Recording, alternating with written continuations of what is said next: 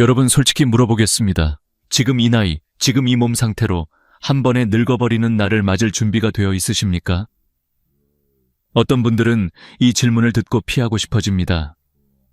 하지만 70세는 그냥 생일 하나 더 먹는 나이가 아니라 인생이 두 갈래로 갈라지는 진짜 갈림길입니다.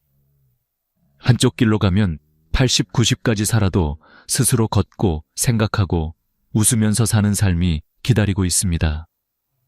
다른 쪽 길로 가면 마찬가지로 80, 90까지는 살지만 침대와 간병인, 병원이 일상이 되는 긴 만년이 기다리고 있습니다. 어느 길로 들어설지는 바로 지금 70 전후에 어떻게 사느냐로 결정됩니다. 요즘은 100세 시대라는 말이 너무 익숙합니다. 주변을 보면 90세, 95세까지 사는 분도 드물지 않습니다. 그래서 많은 분들이 이렇게 생각하죠. 의학이 좋아졌으니까 그냥 자연스럽게 오래 살겠지. 그런데 여기에는 잘 보이지 않는 함정이 하나 있습니다. 평균 수명과 건강 수명은 전혀 다른 이야기라는 점입니다. 평균 수명은 말 그대로 숨을 쉬고 있는 나이를 말합니다. 하지만 건강 수명은 내 발로 걸어다니고 내 머리로 판단하고 남에게 크게 의지하지 않고 살 수 있는 나이입니다. 통계로 보면 건강 수명은 평균 수명보다 여러 해 짧습니다. 서류상으로는 85세, 90세까지 살아도 실제로 내 힘으로 사는 시간은 70대 중반에서 끊겨버리는 경우가 많다는 뜻입니다. 그리고 그 경계선에 서 있는 나이가 바로 70 전후입니다. 여러분도 이런 분들 보셨을 겁니다. 80이 넘어도 허리를 꼿꼿이 세우고 산책을 하고 강의도 하고 심지어 마라톤을 완주하는 분들. 반대로 60대 후반부터 퇴직하자마자 의욕이 급격히 떨어지고 병원과 집, 침대만 오가며 간병에 의존하게 된 분들도 있습니다. 같은 인간이고 같은 시대를 살았는데 왜 이렇게 극단적으로 갈릴까요? 의사로서 저는 수많은 노년을 보면서 한 가지 결론을 내렸습니다. 70대를 어떻게 보내느냐가 그 이후 20년을 통째로 결정한다. 70세는 이상한 나이입니다. 아직 스스로는 나 그렇게 늙지 않았어. 머리도 돌아가고 몸도 움직여. 라고 느끼는 분이 훨씬 많습니다. 실제로도 그렇습니다. 계단도 오를 수 있고 운전도 하고 글도 읽고 사람들과 이야기할 힘이 있습니다. 그래서 더 위험합니다. 아직 괜찮은데 나중에 생각하지 하며 가장 중요한 10년을 흘려보내기 쉽기 때문입니다. 눈에 띄는 큰 변화가 없을 때 사실은 보이지 않는 곳에서 서서히 균열이 시작되고 있습니다. 저는 진료실에서 이런 말을 자주 듣습니다. 선생님, 건강검진에서 별 문제 없대요. 콜레스테롤 약 조금 먹고 혈압약 먹고 있으니까 괜찮겠죠? 그런데 정작 중요한 건 수치가 아니라 삶의 패턴입니다. 의학기술은 분명 사람을 오래 살게 만들었습니다. 혈압약, 당뇨약, 콜레스테롤약, 심장수술, 각종 시술들. 이 덕분에 예전 같으면 60대, 70대에 돌아가셨을 분들이 80, 90까지 사는 시대가 된 건 사실입니다. 하지만 여기서 꼭 기억해야 할 진실이 있습니다. 사람을 오래 살게 하는 기술과 사람을 건강하게 살게 하는 기술은 완전히 다르다는 것입니다. 전자는 병을 억지로 붙잡아두는 기술이고 후자는 몸과 마음을 스스로 움직이게 하는 기술입니다. 우리는 전자에 너무 의존하면서 후자를 스스로 버리고 살아왔습니다. 예를 들어 콜레스테롤이나 혈압, 혈당을 낮추는 약은 분명 어느 정도 필요합니다. 심근경색이나 뇌졸중 위험을 줄여주니까요. 하지만 기준선 아래로 억지로 내리면 어떤 일이 생길까요? 머리가 멍해지고 기운이 없고 의욕이 떨어집니다. 숫자는 예뻐졌는데 사람은 활력을 잃어갑니다. 식단 조절도 마찬가지입니다. 소금도 기름도 기쁨도 다 빼버린 밥상을 계속 먹다 보면 살기 위해 먹는 것이 아니라 죽지 않기 위해 참고 먹는 것이 됩니다. 어느새 얼굴에는 생기가 사라지고 그냥 사는 거지 라는 말이 입에 붙습니다. 물론 여기서 오해하지는 마십시오. 약을 먹지 말라는 이야기가 아닙니다. 다만 숫자에만 매달리다 보면 오래 살기 위해 선택한 것이 결국 살맛을 앗아가는 선택이 될 수 있다는 점을 알고 계셔야 한다는 것입니다. 70대는 바로 이 균형을 다시 잡아야 하는 시기입니다. 조금 높은 혈압, 조금 높은 콜레스테롤, 조금 높은 혈당보다 훨씬 더 무서운 것이 있습니다. 바로 의욕이 뚝 끊기는 것, 그리고 사람과 세상에 대한 관심이 식어버리는 것입니다. 이것이 진짜 한 번에 늙어버리는 순간의 시작입니다. 저자가 고령진료 현장에서 30년 넘게 지켜본 공통점이 있습니다. 마음이 젊고 계속해서 무언가를 하고 있는 사람은 놀랄 만큼 늙지 않는다. 운동이든 공부든 봉사든 취미든 상관없습니다. 중요한 건 계속한다는 사실입니다. 반대로 몸은 그럭저럭 괜찮은데 뭐 귀찮다, 이제 다 의미 없다 라고 느끼는 순간부터 노화는 가속 페달을 밟습니다. 70세는 아직 늦지 않았습니다. 오히려 마지막으로 판을 뒤집을 수 있는 나이입니다. 이때 어떤 마음가짐으로 어떤 생활 습관을 만들고 어떤 관계를 유지하느냐에 따라 80, 90 이후의 얼굴이 완전히 달라집니다. 누군가는 85세에 치매와 침대에 묶인 시간이 길어질 것이고, 누군가는 같은 85세에 손주와 함께 산책하고 친구들과 웃으며 밥을 먹을 것입니다. 겉으로 보기엔 같은 노인이지만 그 속에 담긴 인생의 무게는 전혀 다릅니다. 여러분께 오늘 이 이야기를 드리는 이유는 하나입니다. 이제 70인데 뭘 새삼스럽게 라는 생각이 들 때 바로 그 순간이 인생에서 가장 위험한 시점이기 때문입니다. 의학은 여러분을 죽지 않게는 해줄 것입니다. 하지만 살맛 나게 해줄 수 있는 사람은 여러분 자신뿐입니다. 그리고 그 시작점은 바로 지금, 이 영상을 보고 있는 이 순간입니다. 지금부터 우리가 함께할 이야기는 무조건 약을 끊으라는 극단적인 조언도 아니고 무리해서 젊은이처럼 살라는 주문도 아닙니다. 다만 한 번에 늙지 않기 위해 지금 꼭 바꿔야 할 것들, 그리고 70대를 다시 현역처럼 살기 위한 마음가짐과 생활 방식에 대한 아주 현실적인 안내서입니다. 혹시 지금 이 영상을 보시면서 마음 한구석에서 이런 생각이 들었다면 이미 절반은 성공한 것입니다. 그래, 나도 아직 뭔가 해볼 수 있지 않을까?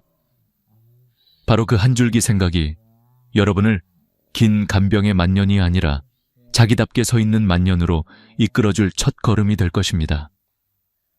70세 이후에도 젊게 사는 사람들의 공통점은 단순합니다. 의지가 강해서도, 돈이 많아서도, 특별한 재능이 있어서도 아닙니다. 그들은 단 하나의 능력을 가지고 있습니다. 바로 살아있는 변화를 만들어내는 능력입니다. 나이가 들수록 몸은 자연스럽게 느려지고 생각은 굳어지고 관계는 좁아집니다.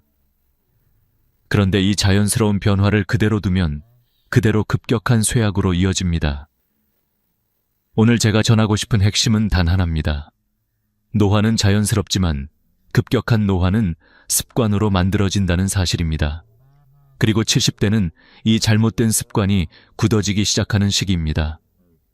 제가 진료실에서 목격한 수많은 사례 속에는 놀라울 만큼 뚜렷한 경향이 반복됩니다. 같은 70세인데 어떤 분은 숨이 차면서도 매일 3,000보를 걷습니다. 반면 다른 분은 조금만 불편해도 바깥 나가는 걸 미룹니다.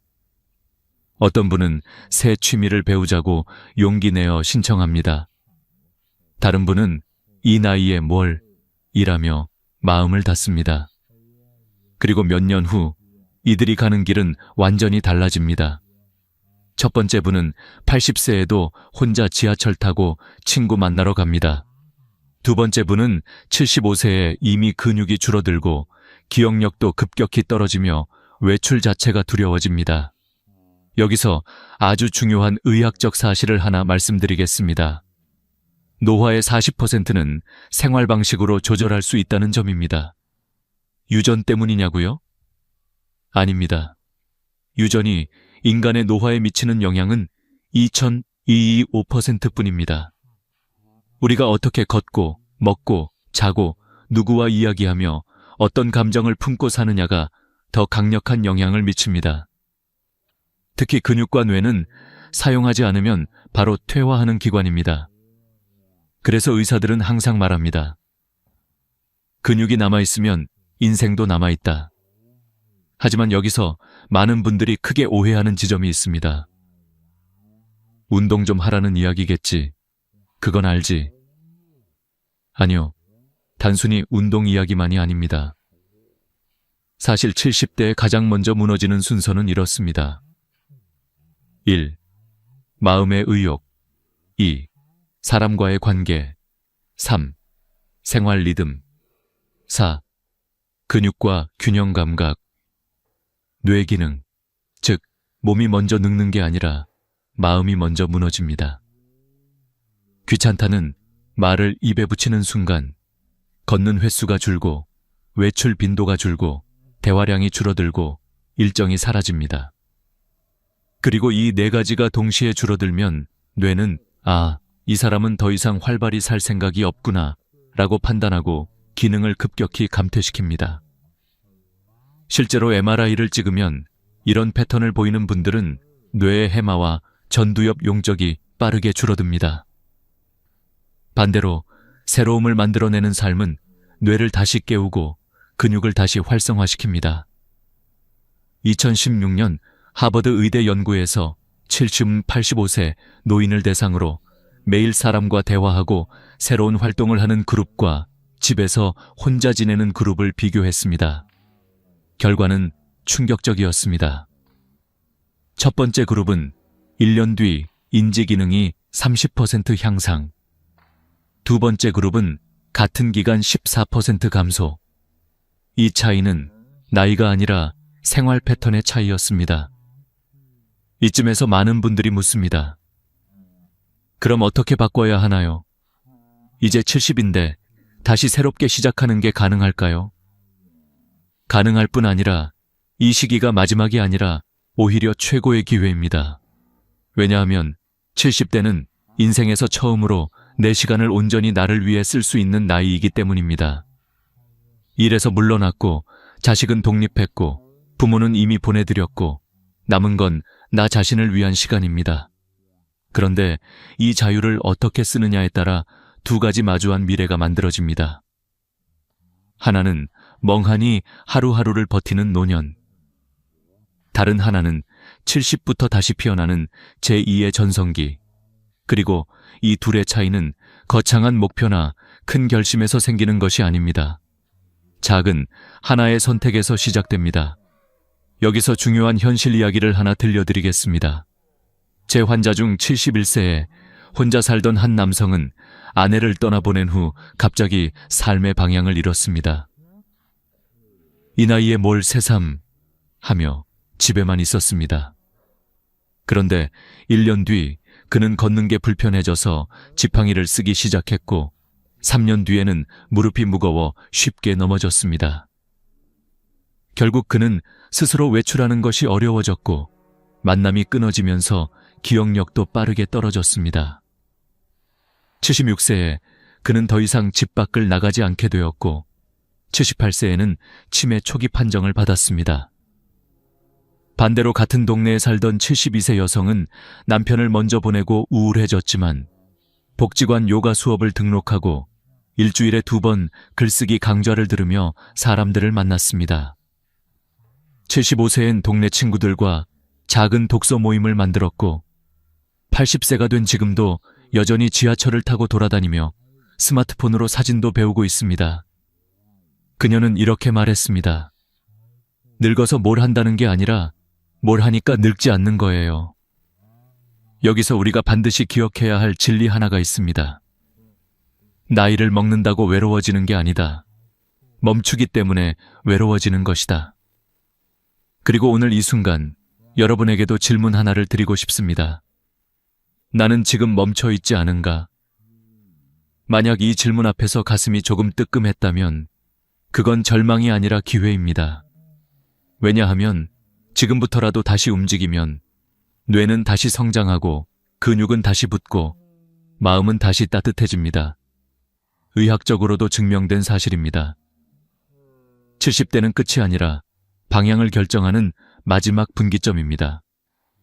그 문턱에서 다시 앞으로 갈 것인지, 뒤로 미끄러질 것인지, 그 선택권은 언제나 여러분에게 있습니다. 그리고 지금 여러분이 이 영상을 보고 있다는 사실 자체가 이미 한 걸음을 내디딘 것입니다. 이제 다음 부분에서는 어떻게 더 젊게, 더 건강하게, 더 인간답게 70대를 살 것인지 아주 구체적이고 실천적인 해법을 알려드리겠습니다.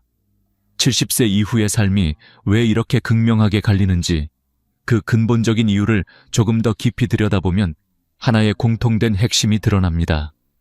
바로 생활의 구조입니다. 우리가 어떤 환경에서, 어떤 리듬으로, 어떤 사람들과 관계를 맺으며 사느냐가 늙음의 속도를 정합니다. 그래서 오늘 이 부분에서는 단순한 조언이 아니라 실제로 사람이 어떻게 무너지고 어떻게 다시 일어서는지, The very real living mechanics of aging, 그 구조를 해부하듯 보여드리겠습니다. 먼저 많은 분들이 심각하게 오해하는 것이 있습니다. 나는 건강하니까 아직 괜찮아. 아니요. 건강해서 괜찮은 게 아니라 구조가 버티고 있어서 괜찮은 것입니다. 직장에서 받던 역할, 가족 안에서의 책임, 사회적 관계, 반복되는 일정이 여러분을 지탱해주고 있었던 것입니다. 그런데 70세를 전후해 이 구조가 한꺼번에 무너집니다. 은퇴로 역할이 사라지고 사회적 관계는 크게 줄고 자녀들은 독립하고 일상의 일정도 흐트러집니다. 몸이나 뇌가 갑자기 늙는 게 아니라 삶의 구조가 먼저 붕괴되면서 그 영향이 몸과 마음에 밀려오는 것입니다. 이걸 설명하기 위해 의학적으로 아주 흥미로운 연구가 있습니다. 2014년 미국 듀크대 연구팀은 70세 이상 노인 1,800명을 5년간 추적했습니다. 그들은 참가자들의 질병 상태보다 생활 구조를 더 세밀하게 관찰했습니다. 그리고 충격적인 결론을 발표했습니다. 노년기 건강을 결정하는 가장 중요한 요인은 질병이 아니라 생활 구조다. 구체적으로 보면 규칙적 일정이 있는 사람은 5년 후 독립적 생활 유지 가능성이 83%, 일정이 불규칙한 사람은 단 29%, 매일 사람을 만나는 사람은 우울증 발병률 7%, 일주일에 한 번 이하로 대화하는 사람은 28%, 외출을 주 4회 이상 하는 사람은 5년 뒤 치매 위험 70% 감소. 여러분, 숫자는 거짓말을 하지 않습니다. 즉, 혼자 살아도 문제가 아니다. 고립이 문제이고, 고립은 생활 구조 붕괴의 결과라는 것입니다. 이제 실제 사례를 하나 깊이 있게 들려드리겠습니다. 여러분이 충분히 공감할 수 있도록 실제 노년이 어떻게 무너지고 어떻게 되살아나는지 있는 그대로 펼쳐 보이겠습니다. 서울에서 73세로 혼자 살던 한 할머니가 있었습니다. 남편을 먼저 떠나보내고 아이들은 모두 외국에 있어 혼자 생활하게 되었습니다.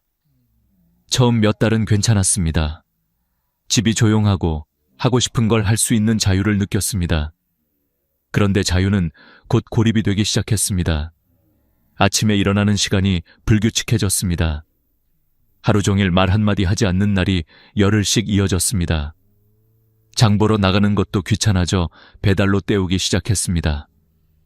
그러던 어느 날 갑자기 가슴이 답답해져 응급실에 실려갔습니다. 검사 결과는 특별한 문제 없음. 하지만 의사는 단호하게 말했습니다. 이분은 지금 몸이 아픈 게 아니라 삶이 아픕니다. 여기서 많은 분들이 고개를 끄덕일 것입니다. 왜냐하면 이 패턴은 너무나 흔하기 때문입니다. 그리고 이 흐름은 결국 하나의 결말로 이어집니다. 의욕 상실, 활동 감소, 근육 감소, 낙상 증가, 외출 두려움, 관계 단절, 우울, 인지 저하, 급격한 노화. 하지만 반대로 구조만 다시 세우면 놀라운 변화가 찾아옵니다. 다른 예를 보겠습니다. 71세에 혼자가 된 한 할아버지는 스스로에게 약속을 하나 했습니다. 하루에 무조건 사람 3명에게 인사하겠다. 아주 단순한 약속이었지만 이 행동이 그의 구조를 다시 세웠습니다. 매일 산책을 시작했고 자연스럽게 동네 주민과 얼굴을 익혔습니다. 복지관에 등록하고 서예반을 듣고 주 2회는 문화센터에 갔습니다. 6개월 후 그는 완전히 달라졌습니다. 식욕이 돌아왔고 수면의 질이 개선되고 혈압과 혈당도 스스로 조절될 만큼 안정되었습니다. 의사였던 저는 이 모습을 보며 다시 한번 확신했습니다. 노인의 건강은 약이 아니라 구조로 지킨다. 그렇다면 무엇이 좋은 구조일까요? 단순합니다. 1. 매일 나갈 이유가 있는 곳. D. 말을 섞을 사람이 있는 곳. 3. 내가 없어지면 허전해하는 사람이 있는 곳. 이 세 가지가 있는 사람은 혼자 살아도 절대 고립되지 않습니다. 그리고 바로 이 지점을 대부분의 노년층이 간과합니다. 나는 자식과 살 거야. 하지만 며느리 사위의 시선 아래에서 숨죽이며 살 가능성이 높습니다. 나는 실버타운 갈 거야. 안전하지만 선택권과 자율성이 사라지며 삶의 활력이 점점 감소합니다. 나는 지금 집에서 그냥 살다 갈래. 문제는 그 그냥이 곧 고립으로 변한다는 것입니다. 그렇다면 지금 여러분이 사는 곳은 어떤 구조입니까? 아침에 일어났을 때 오늘 갈 곳이 있습니까? 오늘 하루 동안 말을 섞을 사람이 몇 명입니까? 만약 일주일 동안 잠적해도 걱정할 사람이 있습니까? 이 세 질문에 선뜻 있다고 답하기 어렵다면 구조를 바꿔야 한다는 신호입니다. 제가 왜 이렇게 강하게 말씀드릴까요? 70세 이후의 삶은 의지가 만드는 것이 아니라 구조가 만들기 때문입니다. 의지는 하루 만에 꺼지지만 구조는 10년을 지탱합니다. 의지는 여러분을 움직이지만 구조는 여러분을 살립니다. 그리고 무엇보다 중요한 사실은 70세는 구조를 바꿀 수 있는 마지막 나이이며 동시에 가장 효과가 좋은 나이라는 것입니다. 뇌의 가소성, 근육 회복력, 사회적 적응력, all of these는 70대까지 유지되지만 80대부터는 급격히 떨어집니다. 여러분이 지금 구조를 바꾸면 80대에 살아있는 사람이 됩니다. 하지만 지금 그대로 두면 80대에 세상에서 잊혀진 사람이 됩니다. 이제 다음 부분에서는 실제로 가장 효과가 높았던 70대 구조 재건 5단계 모델을 구체적으로 보여드리겠습니다. 이걸 실천한 분들은 80세, 90세에도 놀라운 활력을 유지하며 늙지 않는 노년을 살아냈습니다. 지금부터 말씀드릴 내용은 그동안 의료심리 노년학 연구에서 반복적으로 증명된 사실이자 제가 30년간 진료실에서 직접 목격한 늙지 않는 사람들의 공통 공식입니다. 여러분이 70세든 75세든 혹은 이미 80세에 가까워졌든 상관없습니다. 삶의 구조를 다시 세우면 인간은 다시 살아납니다. 이 공식은 단순하지만 삶 전체를 바꿉니다. 이름하여 70대 구조 재건 5단계 모델기입니다. 이 모델을 실천한 분들은 10년 뒤에도 기적처럼 활발한 삶을 살았습니다. 반대로 이 5단계 중 어느 하나라도 무너지면 노화가 순식간에 가속됩니다. 이제 그 구조를 하나씩 풀어보겠습니다. 첫째, 아침을 다시 설계하는 것입니다. 사람은 아침을 어떻게 보내느냐에 따라 하루의 질이 결정되고 하루의 질이 쌓여 그 사람의 노년을 만들게 됩니다. 70대에 무너지는 가장 대표적인 신호는 아침 일어나는 시간이 뒤죽박죽된다는 것입니다. 오늘은 피곤하네. 좀 더 자자. 어제 늦게 잤으니까 오늘은 느긋하게. 이렇게 리듬이 흔들리기 시작하면 생체시계가 무너집니다. 그리고 생체시계의 붕괴는 곧 기억력, 저하, 우울감, 상승, 심혈관계, 불규칙성, 식욕 감소로 이어집니다. 반대로 매일 일정한 시간에 일어나고 아침 햇빛을 받고 간단한 루틴을 만들면 뇌는 다시 살아납니다. 단 7일만 실천해도 수면 깊이가 달라지고 3주만 지속하면 혈압 혈당이 안정되며 6주가 되면 우울감이 현저히 감소합니다. 아침은 노년의 엔진이 아니라 브레이크가 풀리는 시동 버튼과 같습니다. 이 버튼을 누르지 않으면 하루 전체가 움직이지 않습니다. 둘째, 매일 바깥으로 나가는 이유를 만드는 것입니다. 여러분도 잘 아실 겁니다. 70세 이후에 가장 위험한 말은 오늘은 그냥 집에 있자 입니다. 이 말이 반복되면 뇌는 아주 오해하기 쉬운 신호를 받습니다. 이 사람은 외부 세계에 관심이 없다. 그러면 뇌는 생존 모드로 들어가 불필요한 기능부터 줄입니다. 의욕, 식욕, 감정, 균형 감각. 특히 균형 감각은 1년 안에 30%나 떨어질 수 있고, 이는 낙상으로 이어져 노년기에 가장 위험한 사망 원인 중 하나인 고관절 골절로 연결됩니다. 반대로 특별히 볼 일이 없어도 외출 습관을 만들면 뇌는 다시 활동 모드를 켭니다. 매일 2030분만 걸어도 해마, 기억 담당 부위의 위축 속도가 절반으로 감소합니다. 공원, 복지관, 시장, 동네 카페, 목적은 상관없습니다. 중요한 건 매일 나가는 것입니다. 집안의 고립은 몸을 병들게 하고 세상과의 연결은 삶을 기적처럼 회복시킵니다. 셋째, 말을 나눌 사람을 반드시 만드는 것입니다. 노년기의 뇌가 가장 빠르게 무너지는 때는 언제일까요? 정답은 말을 하지 않는 기간이 길어질 때입니다. 인간의 언어 기능은 뇌의 가장 넓은 영역을 사용합니다. 그래서 말을 적게 하면 뇌는 즉시 위축됩니다. 실제로 2020년 일본 도쿄대 연구에서 65세 이상 노인 1200명을 조사했는데, 하루 대화량이 300단어 이하인 사람은 치매 위험이 3배 증가, 하루 1000단어 이상 말하는 사람은 기억력이 37% 향상되었습니다. 여기서 중요한 건 깊은 대화가 아닙니다.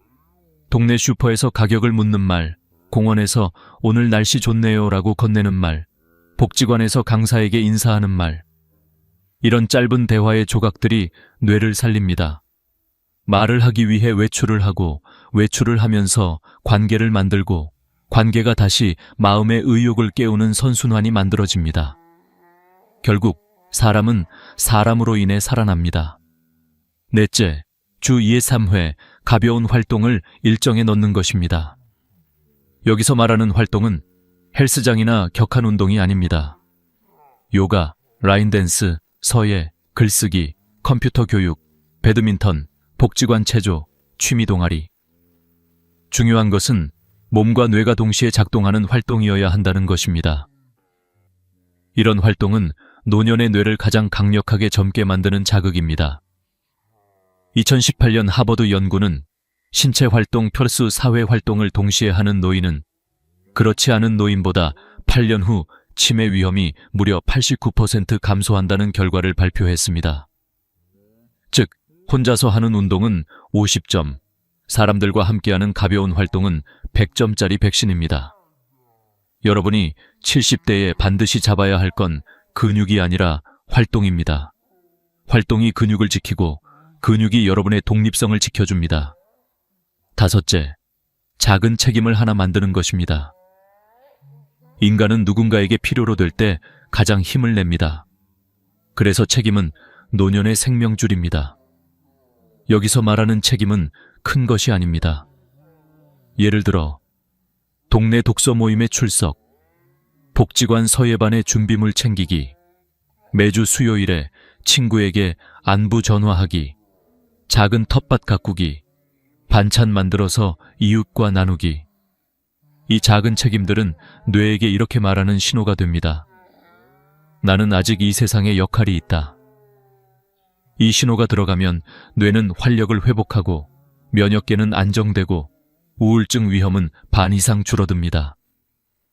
노년의 자존감은 성취가 아니라 관계 속에서의 역할로 만들어집니다.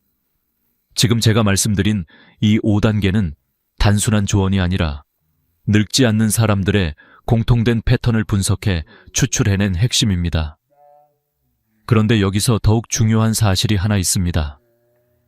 이 5단계는 동네 복지관 근처, 공원 근처, 그리고 자녀와 10분 거리에서 가장 잘 작동한다는 것. 왜냐하면 이 세 가지 환경은 자연스럽게 외출을 만들고 자연스럽게 사람을 만나게 하고 자연스럽게 관계를 형성하게 해주기 때문입니다. 즉, 내가 노력하지 않아도 삶의 구조가 나를 살리는 시스템입니다. 이제 여러분도 스스로에게 물어볼 때가 되었습니다. 나는 지금 어떤 구조 속에서 살고 있는가? 내 삶은 나를 지치게 하는 구조인가? 살려주는 구조인가? 지금 바꾸지 않으면 5년 뒤, 10년 뒤 나는 어떤 모습으로 살고 있을까? 70대는 인생의 마침표가 아니라 재건의 황금기입니다. 지금 구조를 다시 세우면 80대, 90대에도 내 두 발로 서서 세상과 연결된 삶을 살 수 있습니다. 이제 다음 부분에서는 이 세 가지 장소, 복지관 근처, 소형 아파트, 공원 옆 저층 아파트, 그리고 자녀와 걸어서 10분 거리가 왜 가장 강력한 노년 생존 구조인지 실제 사례와 심리 철학적 근거로 분석해드리겠습니다. 지금부터는 많은 노년 전문가와 의사들이 한 목소리로 강조하는 세 가지 장소, 즉 복지관, 도보, 10분 거리, 소형 아파트, 공원 옆 2에서 3층 저층 아파트, 자녀와 걸어서 10분 거리, 이 세 환경이 왜 노년 생존의 3대 구조인지 깊이 있게 파헤쳐 보겠습니다.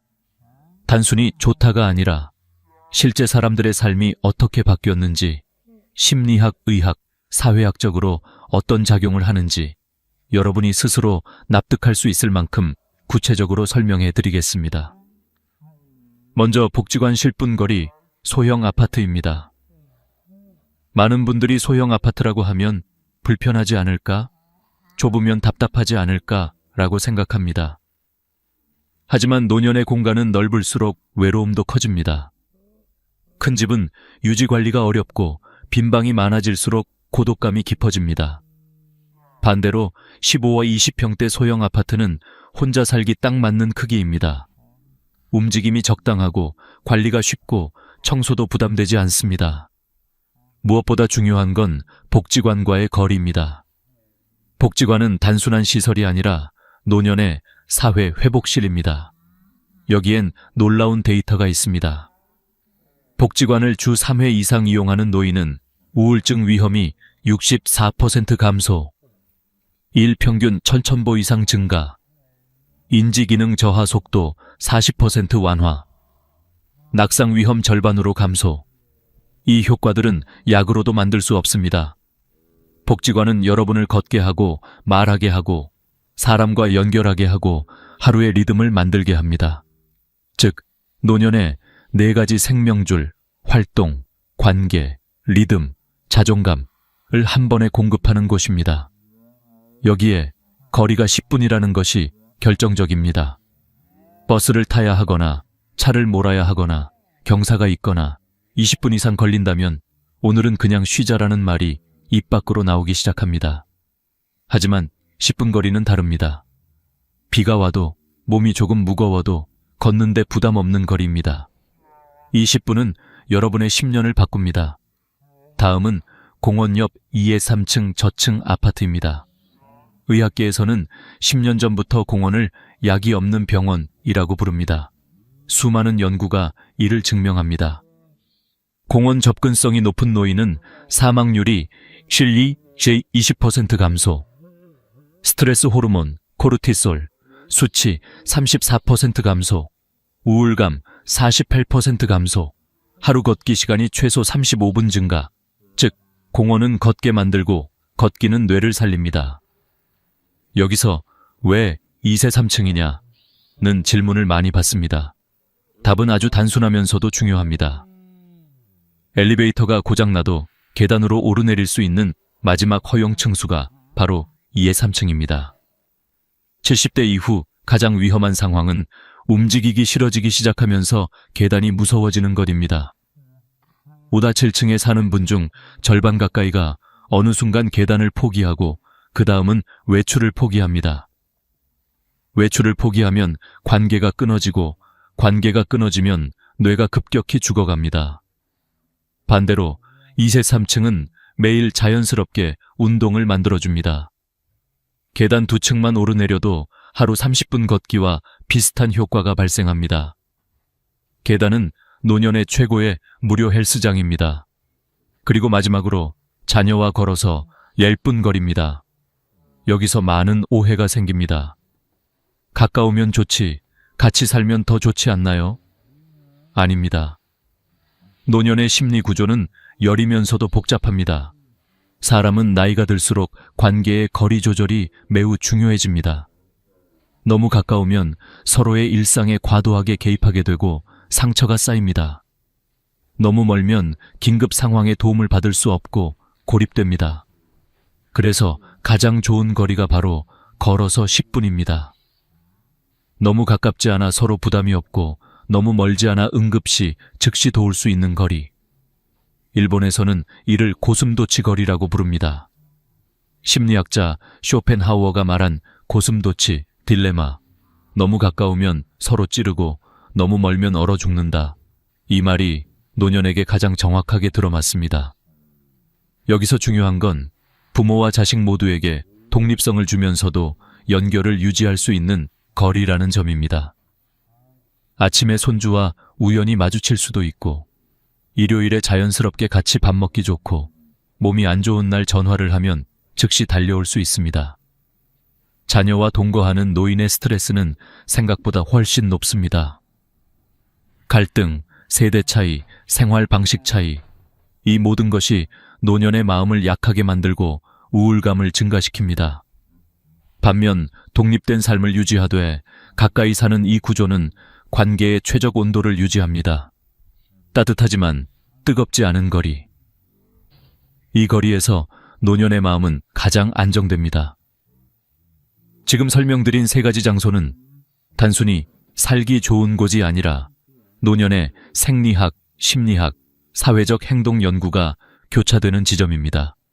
즉, 이 세 환경은 외출을 자연스럽게 만들고, 말을 자연스럽게 하게 만들고, 관계를 자연스럽게 이어주고, 책임을 자연스럽게 느끼게 하고, 하루의 리듬을 자연스럽게 만들기 때문입니다. 다시 말해, 여러분이 노력하지 않아도 환경이 여러분을 살립니다.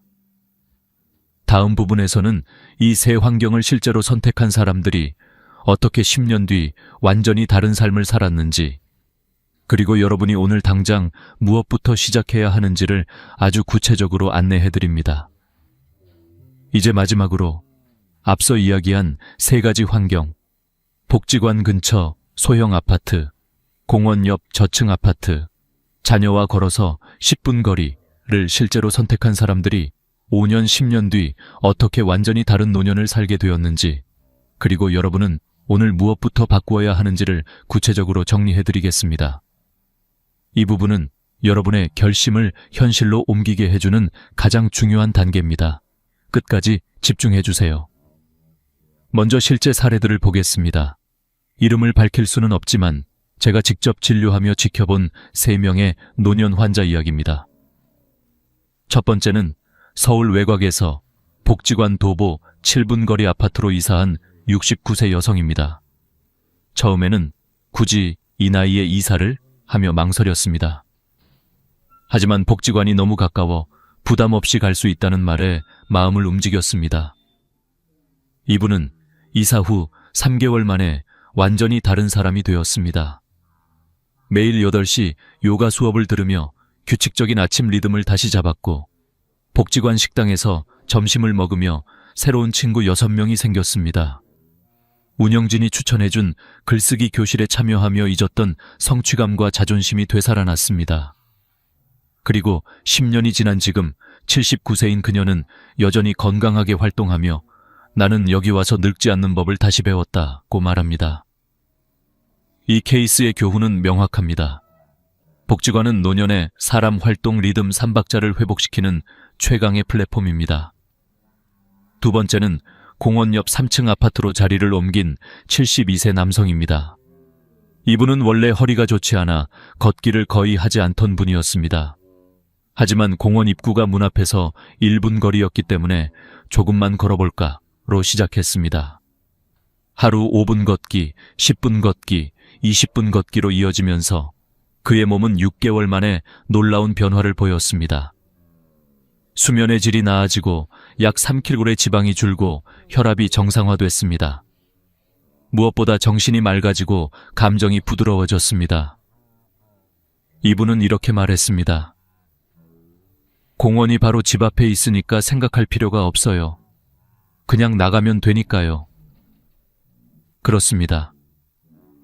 노년의 변화는 의지가 아니라 환경이 만든다는 사실. 이 케이스는 그 진실을 가장 명확하게 보여줍니다. 세 번째는 자녀와 걸어서 9분 거리로 이사한 75세 여성입니다. 이분은 원래 자녀와 동거하며 며느리와 갈등이 심했습니다. 사소한 생활 방식 차이로 스트레스를 받고 자기 방에만 틀어박혀 점점 우울해졌습니다. 그러다 지인의 권유로 같이 살지 말고 가까이 살라는 조언을 듣고 용기를 냈습니다. 1년 뒤 그분은 제게 이렇게 말했습니다. 같이 살 때는 매일 상처받았어요. 근데 가까이 사니까 서로 사랑이 보이더라고요. 이 독립된 거리 덕분에 그녀는 일상을 되찾았고 자녀는 부담 없이 부모를 돌볼 수 있게 되고 손주들과도 더 따뜻하게 관계를 이어갔습니다. 이 케이스가 말하는 건 단 하나입니다. 부모-자식 관계는 가까울수록 좋은 것이 아니라 적당한 거리에서 가장 깊어진다. 여러분, 이렇게 완전히 다른 새 삶을 만든 결정적 요인은 아주 단순합니다. 바로 환경을 바꿨다는 것. 환경이 바뀌자 그 환경이 그들을 다시 살렸습니다. 여기에서 마지막으로 제가 강하게 강조하고 싶은 것은 다음의 세 문장입니다. 1. 노년은 의지로 사는 것이 아니라 구조로 산다. 2. 구조는 스스로 만드는 것이 아니라 환경이 만든다. 3. 환경을 바꾸는 것은 어렵지만 한번 바꾸면 10년이 바뀐다. 그러면 이제 여러분께 묻고 싶습니다. 여러분은 어떤 10년을 살고 싶습니까? 누구에게 의지하지 않고 스스로 두 발로 서 있는 노년을 원하십니까? 아니면 침대와 간병, 고립 속에 흐릿해지는 기억 속에서 10년을 보내고 싶습니까? 선택은 언제나 지금 이 순간입니다. 그럼 지금 바로 실천해야 할 구체적인 행동 3단계를 안내해드리겠습니다. 오늘 이 영상을 본 분들이 가장 많이 변화를 경험한 단계입니다. 첫째, 복지관 지도 검색하기. 인터넷에서 내 동네 복지관을 검색해 지금 당장 어떤 프로그램이 있는지 확인하세요. 전화해보세요. 내일 가봐도 되나요? 라고 물어보면 됩니다. 처음에는 어색하지만 한 달만 다니면 그곳이 여러분의 제2의 집이 됩니다. 둘째, 공원 접근성 체크하기. 지금 사는 집이든 이사할 집이든 공원이 가까운지 꼭 확인하세요. 공원까지의 거리보다 중요한 것은 매일 걸을 수 있는가입니다. 2세 3층 저층 아파트인지도 확인하세요. 이 작은 조건 하나가 여러분의 다리를 10년 더 지켜줍니다. 셋째, 자녀와 적당한 거리 협의하기. 동거는 갈등을, 지나친 거리는 고립을 만듭니다. 이제는 거리를 조절할 때입니다. 전화로 이렇게 말해보세요.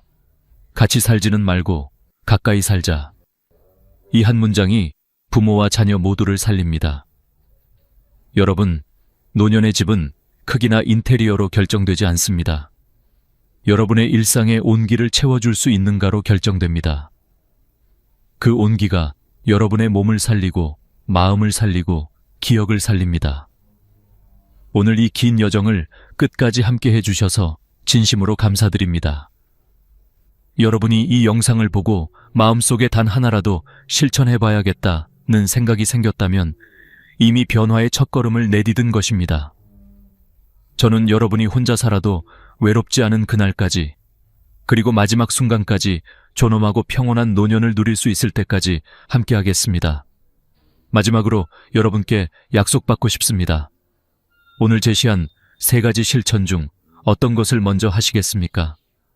댓글로 1번, 2번, 3번 중 하나를 남겨주세요. 여러분의 한 문장이 이 채널을 더 좋은 방향으로 이끕니다. 그리고 구독과 좋아요는 여러분의 노년을 지키는 또 하나의 작은 실천입니다. 오늘도 함께 해주셔서 감사합니다.